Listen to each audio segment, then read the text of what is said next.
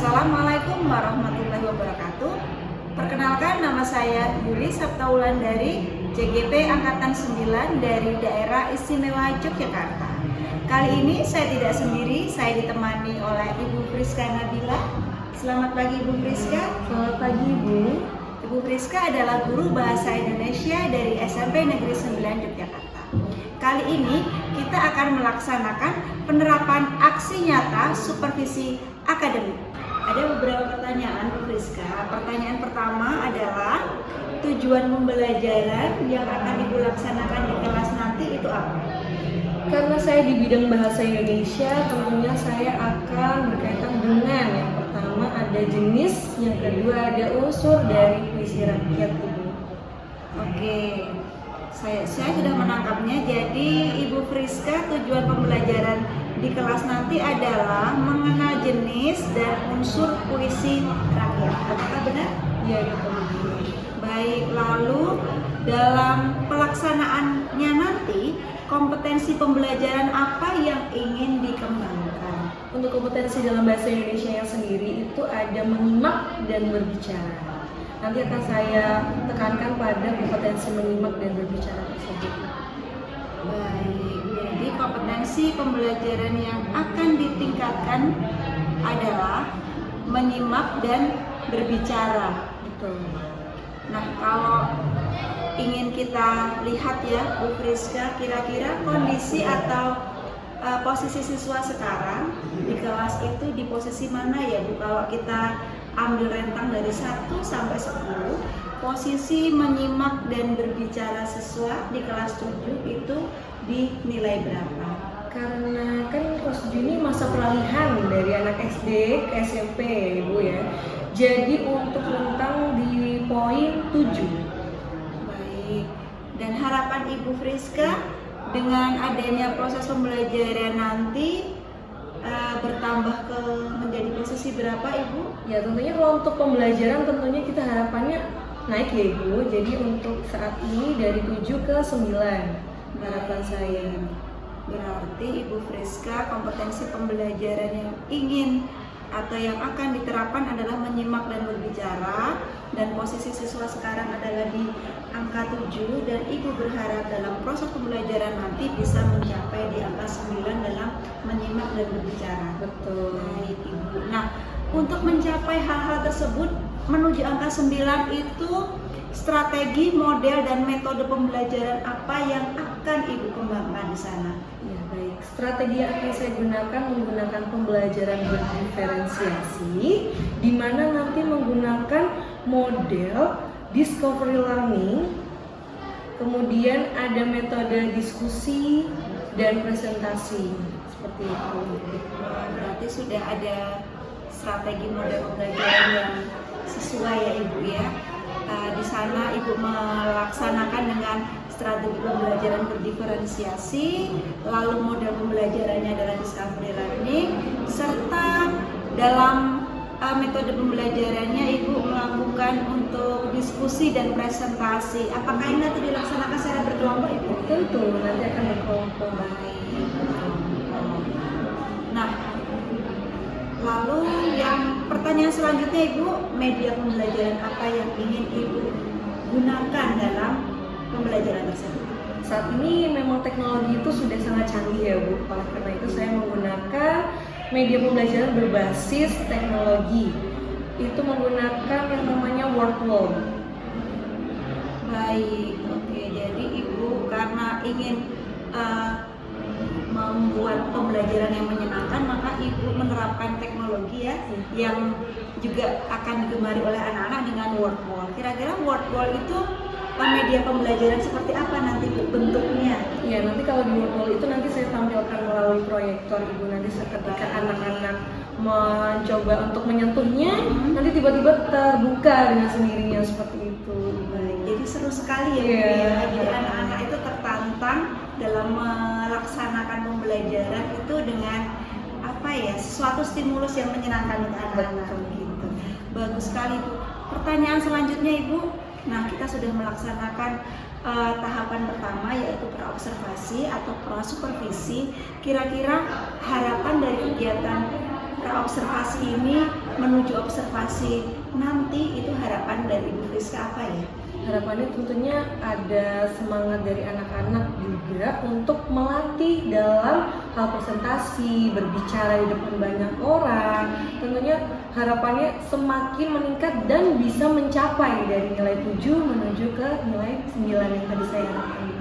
Baik Ibu, jadi harapan Ibu sudah tersusun dari sekarang, di mana Ibu ingin anak-anak itu kemampuan berbicara dan berpresentasinya serta berdiskusinya itu baik ya Ibu ya. Oke, dan saya harapkan nanti dalam proses pembelajaran mencapai apa yang menjadi tujuan pembelajarannya, serta anak-anak juga bisa berdiskusi dengan baik, presentasi dengan baik, dan penuh percaya diri. Nah, kira-kira kapan presentasi atau observasi nanti akan dilaksanakan? Untuk minggu ini ada di hari Jumat Ibu di jam pertama, nanti di kelas 7D, karena kebetulan di hari Jumat tersebut ada pembelajaran bahasa Indonesia. Berarti bertemu dengan saya, nanti saya temani di hari Jumat jam pertama sampai jam ketiga di kelas 7D ya Ibu Friska. Oke, ketemu lagi besok Jumat Ibu Friska. Baik. Assalamualaikum. Waalaikumsalam Ibu.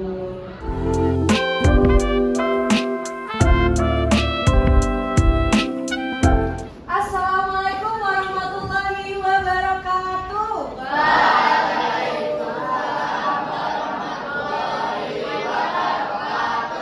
Selamat pagi anak-anak. Apa kabar kalian semua? Baik. Ibu harap kalian baik-baik semuanya ya. Sudah siap belajar bahasa Indonesia hari ini?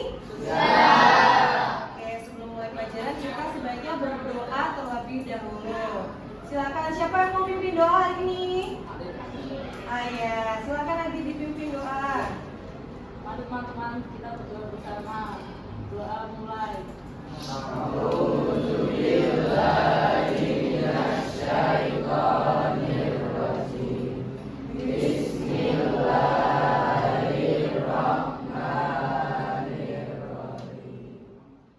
Siapa yang tidak hadir? Ada? Bapak sakit izin atau apa? Kita doakan semoga teman kita yang sakit semoga akan sembuh ya. Pembelajaran bahasa Indonesia kali ini kita akan membahas apa? Jenis dan unsur puisi rakyat. Tujuannya biar apa?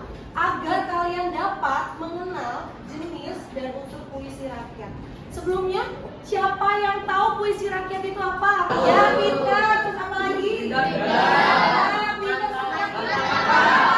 Wah, Pintar hebat. Tepuk tangan buat ya.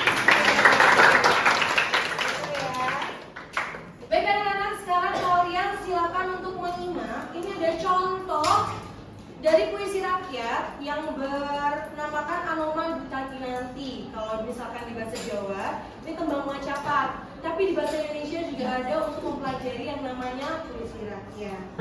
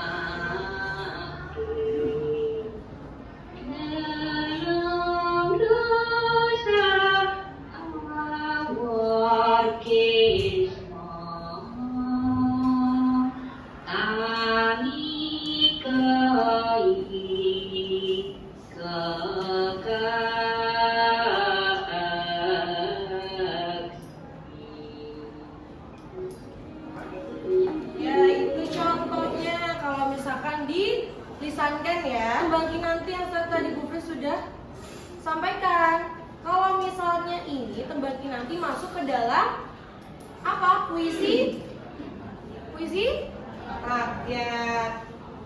Kinanti, ini kan Anoman melupat sampun, ya kan? Prakteng witing hakesan. Nah sekarang Bu Fris akan membagikan kelompok ya. Kelompoknya mau dibagi Bu Fris apa dari kalian?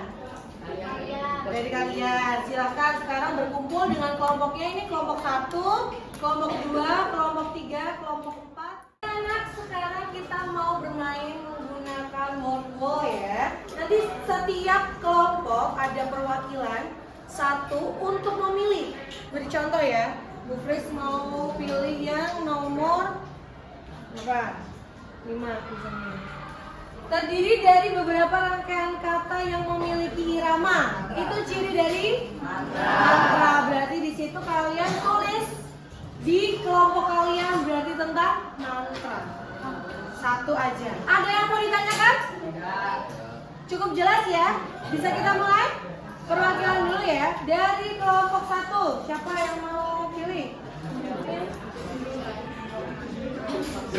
Sudah ya kelompoknya ya. Silakan kembali ke kelompoknya. Kemudian didiskusikan dengan kelompoknya.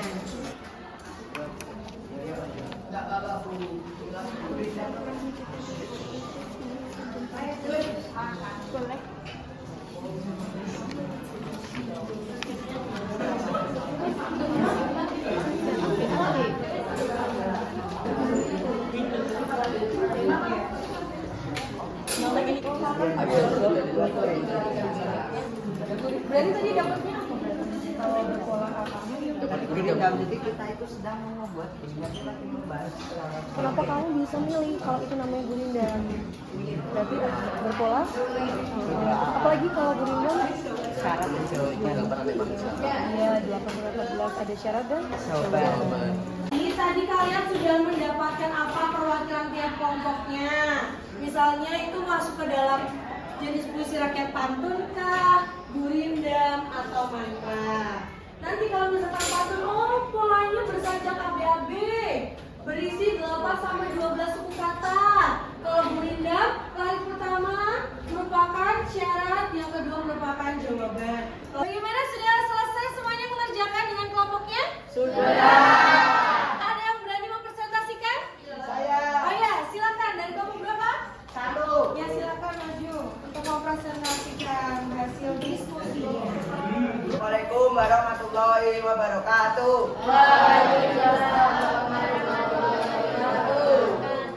Saya dari kelompok 1, kami ingin mempresentasikan jawabannya kami dapat dari word tadi. Perkenalkan, nama saya Rega. Di samping kanan saya ada Adi, di samping kiri saya ada Rezel. Ciri-ciri dari gurindam itu sendiri yaitu memiliki pola rima. AA memiliki suku kata dari 8 sampai 14 suku kata. Yang ketiga memiliki lirik pertama yaitu disebut isyarat dan lirik kedua disebut jawaban. Lanjutkan jawaban Rezel, hal tersebut masuk ke dalam ciri gurindam. Contoh gurindam yaitu kurang pikir, kurang siasat, tentu dirimu kelak atau sesat. Artinya yaitu bertindak melakukan apapun harus dipikir dengan matang agar tidak salah langkah. Ya baik, terima kasih. Apakah kalian merasa ada yang sulit di dalam diskusi tadi sama teman-teman? Kalau saya sih merasa ya agak ada kesulitan lah, tapi karena kerjasama bisa kita selesaikan. Dari dasar ada? Jadi, baik.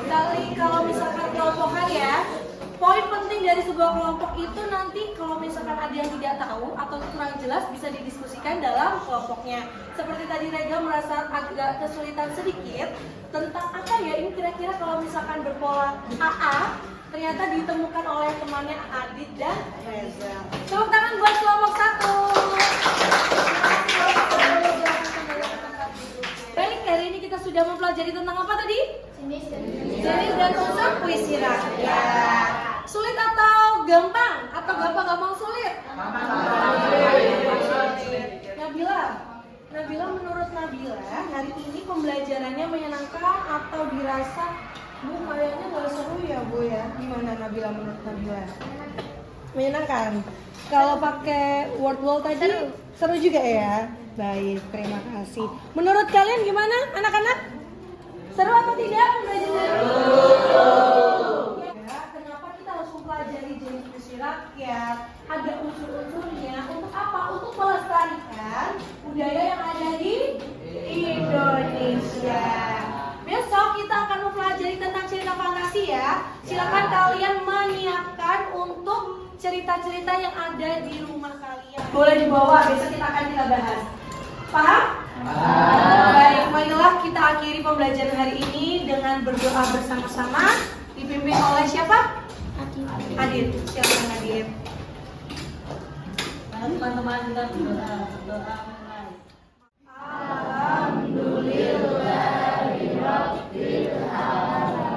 Baik, terima kasih untuk hari ini. Bu Kris, cukupkan. Wassalamualaikum warahmatullahi wabarakatuh.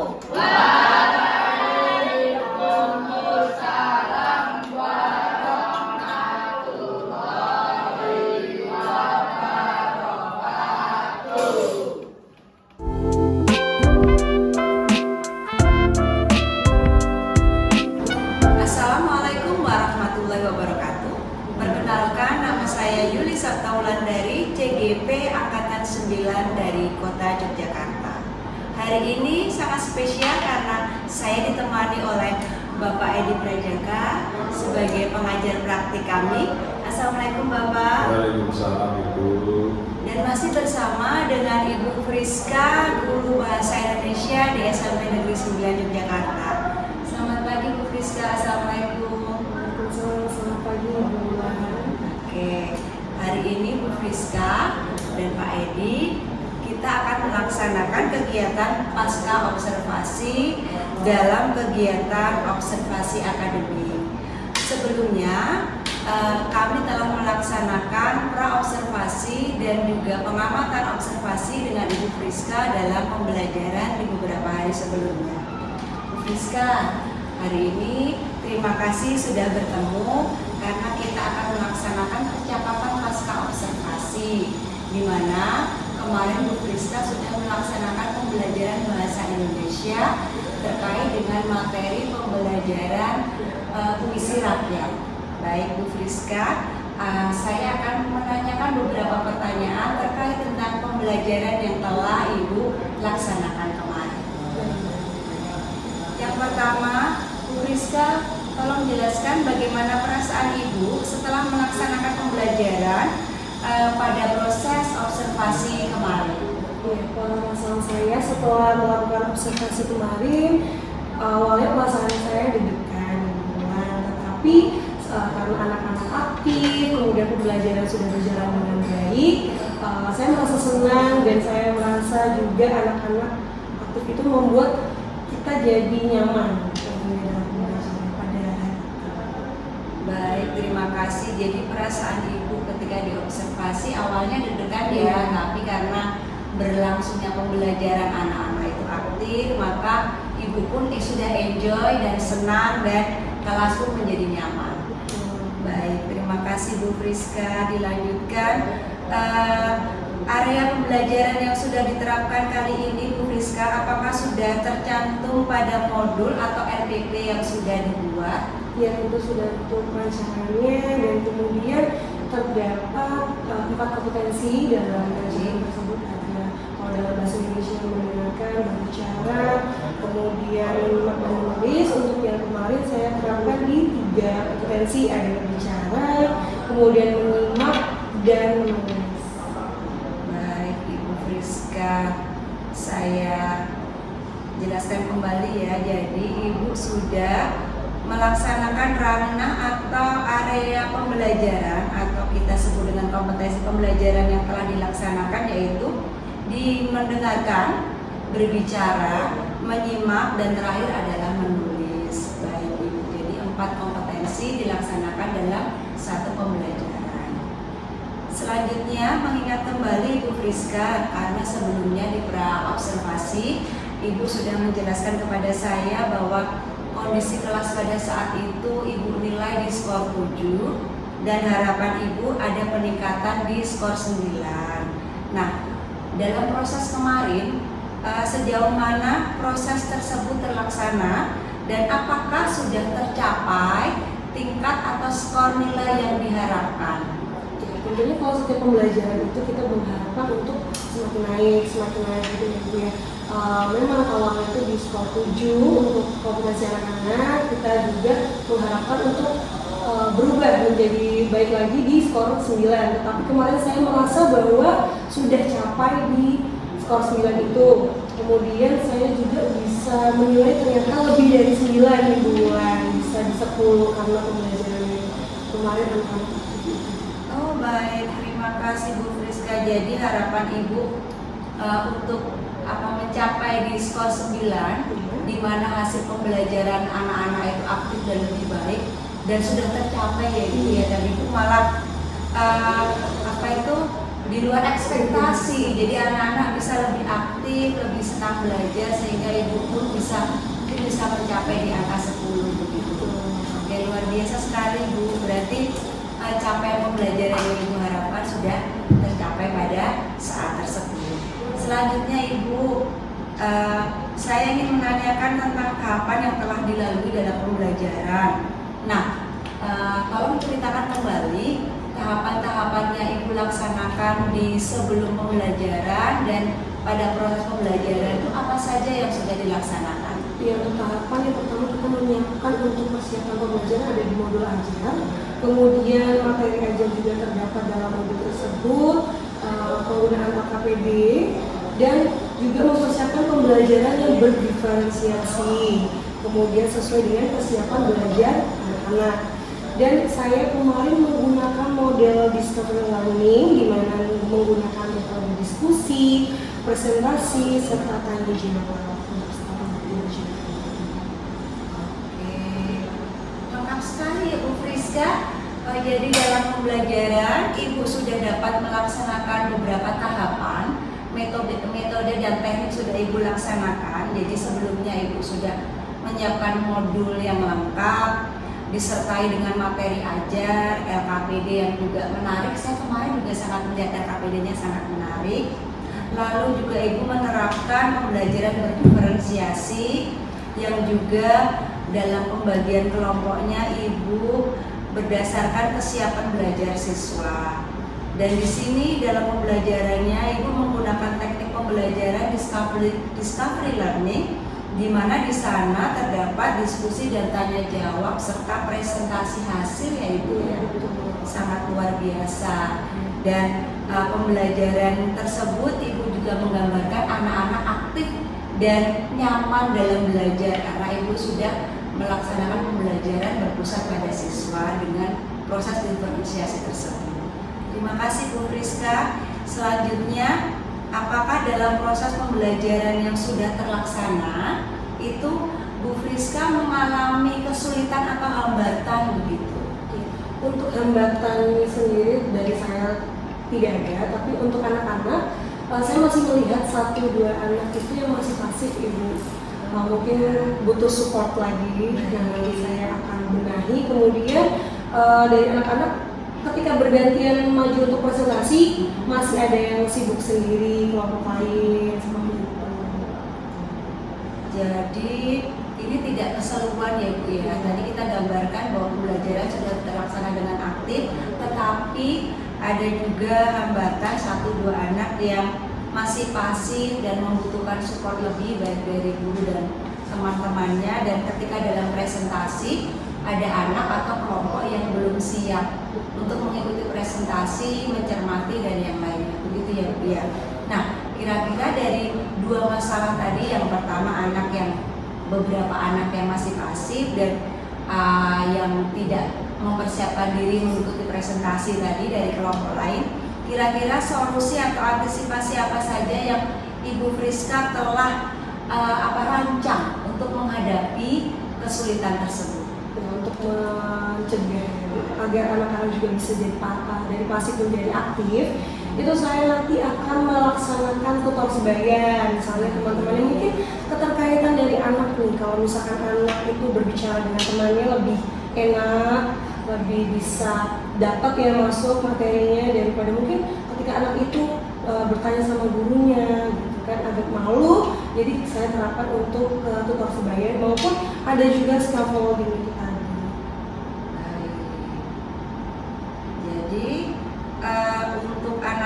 yang menghadapi beberapa permasalahan tersebut yang kurang aktif alias anak tersebut pasif, ibu akan mengajak teman-teman atau murid-murid yang lain yang sudah menguasai pembelajarannya dengan baik menjadikan tutor sebaya.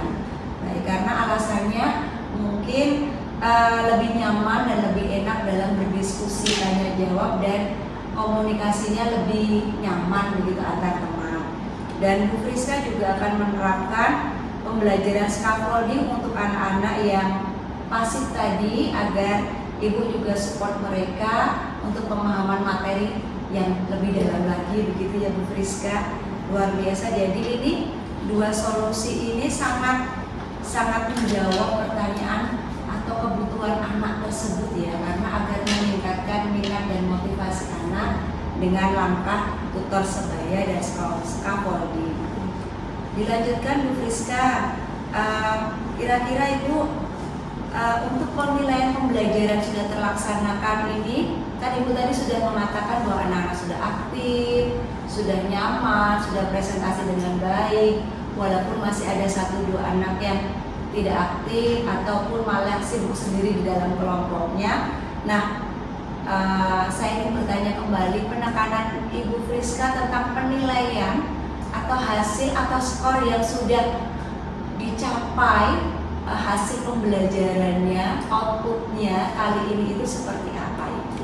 Ya, dilihat dari pemahaman anak-anak, kemudian keaktifan anak-anak, pembelajarannya sukses atau tidak, saya bisa dinilai full Ibu untuk pembelajaran tentang puisi rakyat itu. Baik, jadi sukses ya Ibu ya, Ibu menilai hal tersebut mendapatkan apresiasi baik dari Bu Friska terhadap keikutsertaan motivasi anak dalam belajar. Lalu kira-kira Ibu kapan akan melaksanakan tindak lanjut terkait anak-anak yang kurang aktif tadi dalam penerapan tutor sebaya dan pembelajaran scaffolding itu? Kira-kira penerapan solusi itu kapan akan dilaksanakan?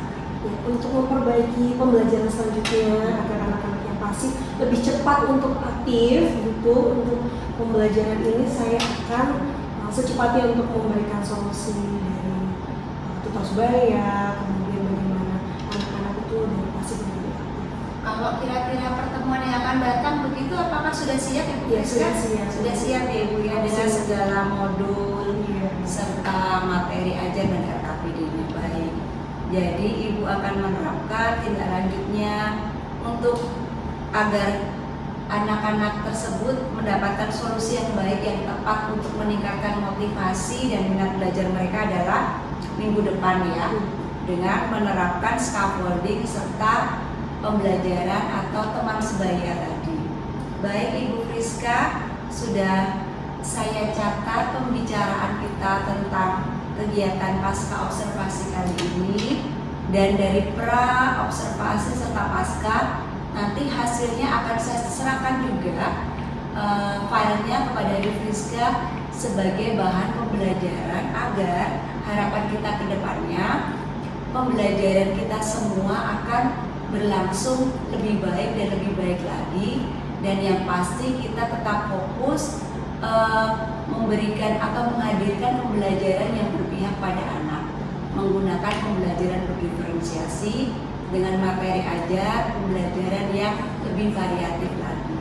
Selamat Bu Friska, saya juga menilai pembelajaran Ibu sudah luar biasa, sudah baik, dan saya harap ini tidak menjadikan kepuasaan sesaat saja, tapi menjadikan motivasi Ibu Friska tetap bersemangat untuk terus memberikan pembelajaran kepada yang berpihak pada murid. Terima kasih Ibu Friska atas waktunya. Ketemu lagi di pertemuan yang akan datang di observasi selanjutnya. Untuk Pak Edi, kami ucapkan terima kasih atas kehadirannya. Terima kasih untuk semuanya. Pada tahap pasca observasi ini telah terlaksana. Wassalamualaikum warahmatullahi wabarakatuh. Waalaikumsalam.